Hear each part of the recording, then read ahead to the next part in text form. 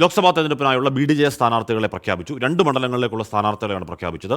മാവേലിക്കരയിൽ ബൈജു കലാശാലയും ചാലക്കുടി KA ഉണ്ണികൃഷ്ണനും മത്സരിക്കും. ഇന്നലെ ഞങ്ങളുടെ സ്റ്റേറ്റ് എക്സിക്യൂട്ടീവ് ഉണ്ടായിരുന്നു. അതിൽ വെച്ച് 2 നിയോജകമണ്ഡലങ്ങളിലെ സ്ഥാനാർത്ഥികളെ തീരുമാനിച്ചിട്ടുണ്ട്.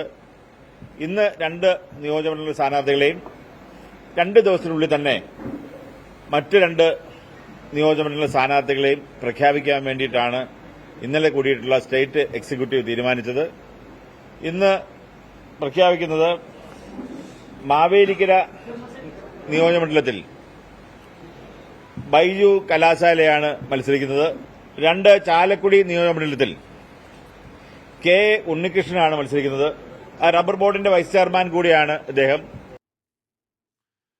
ടോബി ജോൺസൺ, ടോബി, എന്തുകൊണ്ടാണ് എല്ലാ സീറ്റിലെയും സ്ഥാനാർത്ഥികളെ പ്രഖ്യാപിക്കാൻ കഴിയാത്തത്? തുഷാർ മത്സരിക്കുമെന്ന ചോദ്യത്തിനുള്ള മറുപടി എന്തായിരുന്നു ടോബി?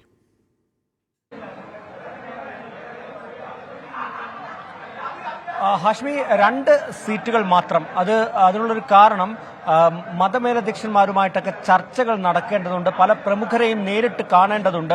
അതുകൊണ്ടാണ് 2 സീറ്റുകൾ, അത് പ്രധാനപ്പെട്ട 2 സീറ്റുകളാണ്. മധ്യ കേരളത്തിലെ കോട്ടയവും ഇടുക്കിയുമാണ്. ഈ 2 സീറ്റുകളിൽ ക്രൈസ്തവ മതമേലധ്യക്ഷന്മാരുടെ അടക്കം ഒരു പിന്തുണ ഉറപ്പാക്കേണ്ട ഒരു സാഹചര്യം BDJസിനുണ്ട്. അതുകൊണ്ട് തന്നെയാണ് ഈ 2 സീറ്റുകളുടെ പ്രഖ്യാപനം 2 ദിവസത്തിന് ശേഷം നടത്തുമെന്ന് പറഞ്ഞത്. ഈ സീറ്റിൽ, കോട്ടയം സീറ്റിൽ തുഷാർ വെള്ളാപ്പള്ളി തന്നെ മത്സരിക്കാനുള്ള സാധ്യതയാണ് നിലനിൽക്കുന്നത്.